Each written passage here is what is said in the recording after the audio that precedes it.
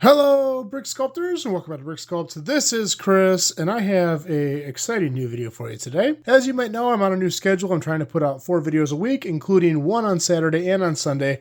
And I'll be honest, I did not have an easy week. I was very busy, and I was trying to figure out a video for tonight. I had nothing planned. I've got some stuff for the future, but nothing for tonight. And then all of a sudden, somebody commented, you should use the new corrugated panels, these ones, to make a shipping container.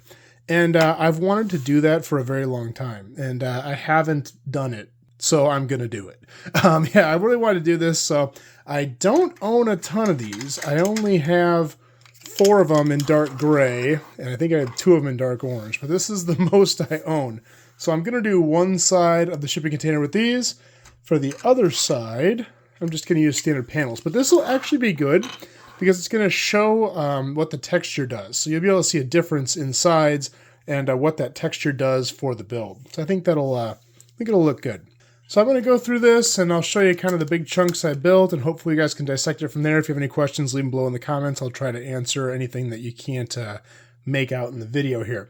All right, so this is the base I'm using. We just have a layer of plates here that are 6 wide, topped on both sides with 2 wide plates all the way around, except for the front.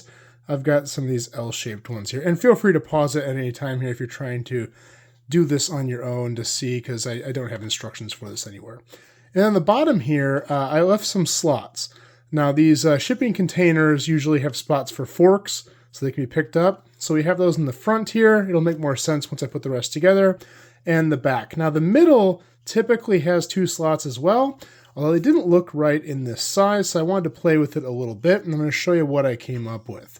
To me, 1 brick's width was too thin, and 2 bricks width was too wide, so I wanted to do 1.5. So I built this plate full of jumpers that's going to go in the middle here, which will give me slots of 1.5 on either side. And then I had to build the outer section, and the way I did that, a stack of double jumpers. I have 3 of them here. It's really the only way to get this desired shape and size with working outside the grid in jumpers. Put those in the middle there. Now, from the pictures I found online on shipping containers, the side ones usually have metal underneath them, so the forks kind of go through on top. And the ones in the front and the back usually go all the way, the slots go all the way to the ground for whatever reason. If you work with shipping containers, let me know. So basically I grabbed these here, which are these plates with just 2 studs on them, and tile in the middle. And look at that. That looks great. So we're going to put those on 4 sides.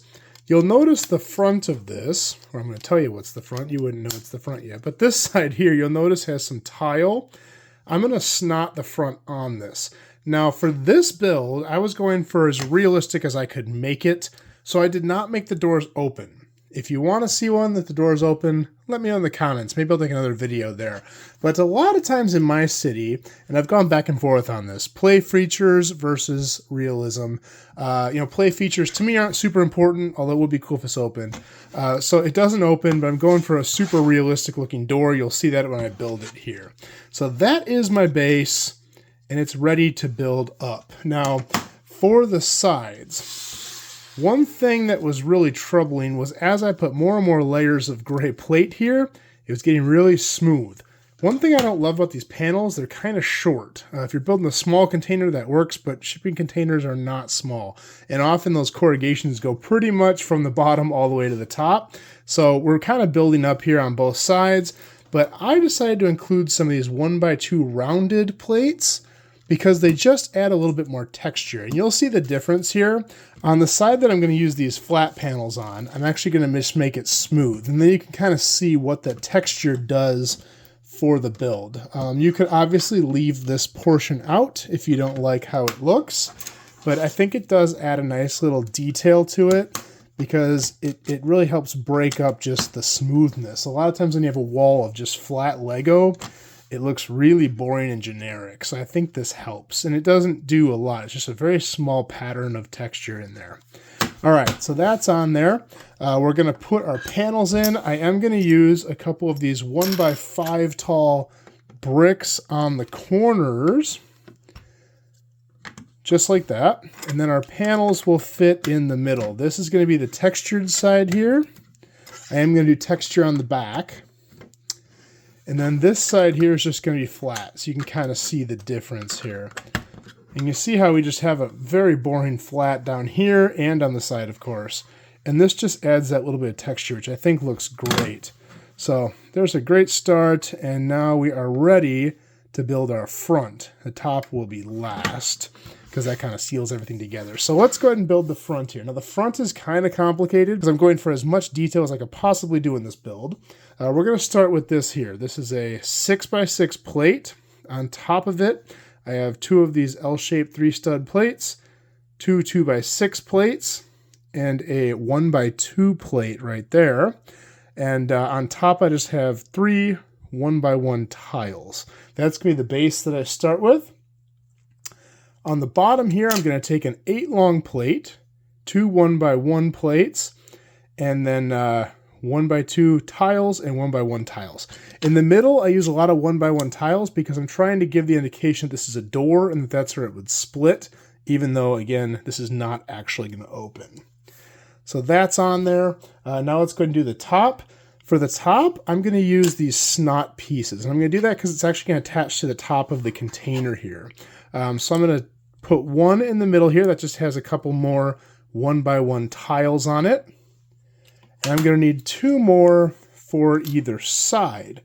Now for these, I'm going to have some 1x2 tiles with 2 1x1 tiles. You could also swap these out if you have them, which I just happen to have them handy there, with these 2/3 bricks. I'm actually going to do that for this build.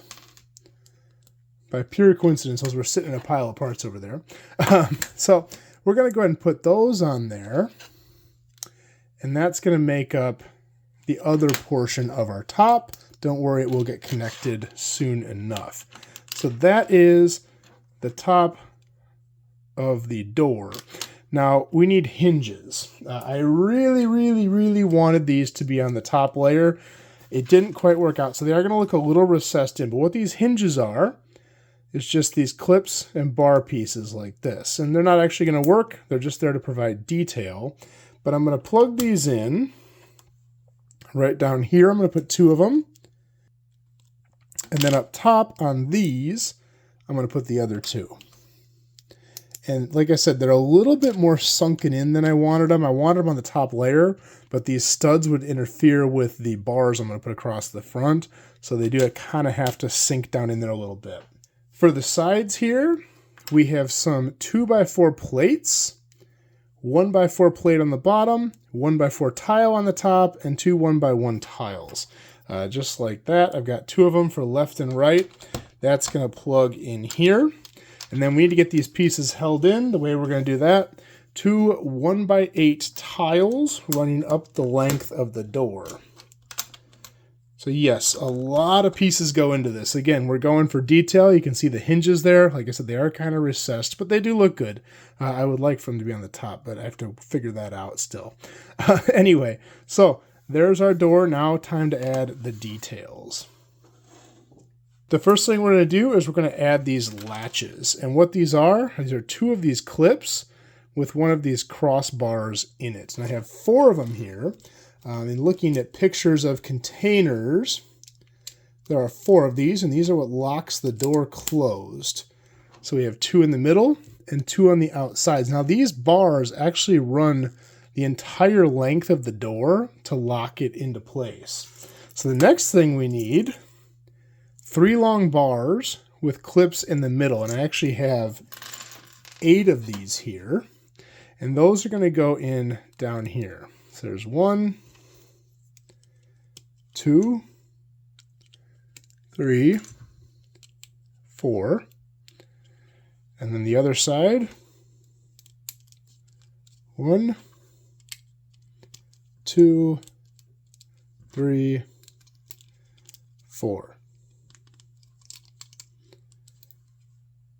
There we go. So those are our bars that are going to hold the door closed. We got our hinges on the side, and that door is complete.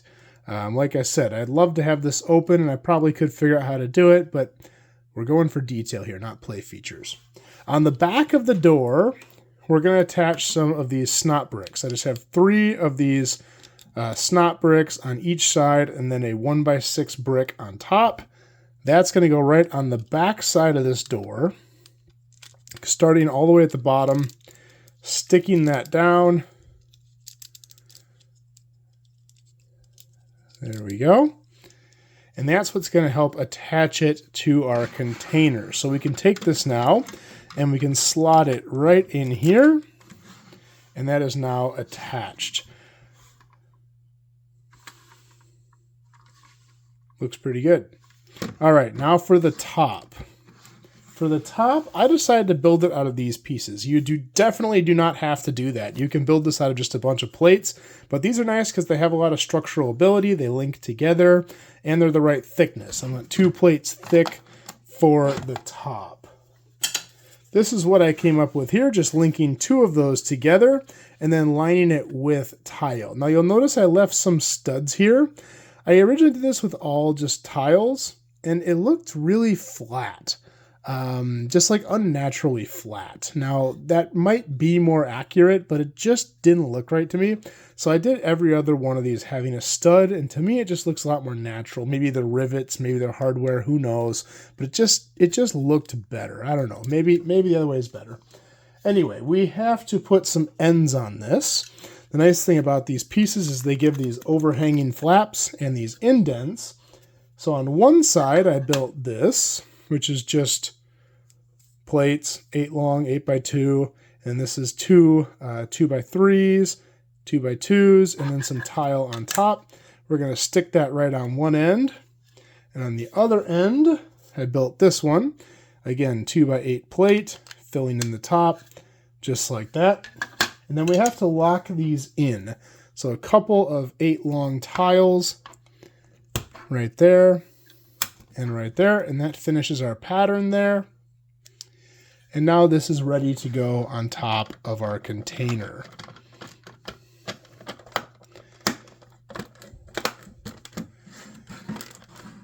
And you see how I say the corrugated sides are kind of short. I wish I could make this like, if this was 7 tall or 8 tall, that's not a typical Lego piece. I think it could make for a better container, but I think that looks really good there using what we had to work with. And you see why that added texture, I think, is very important.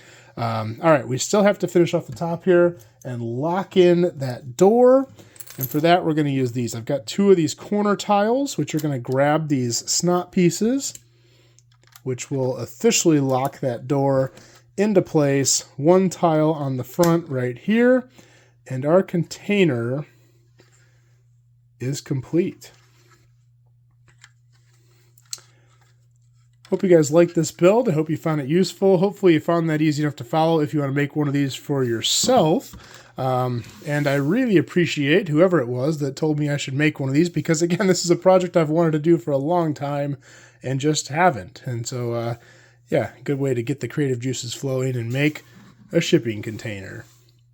Well, hope you guys like this. Thanks for watching. If you like this video, please like and subscribe. If you have any questions, please leave them below. I'll do my best to answer them. That's all I have for this time, and we will see you next time.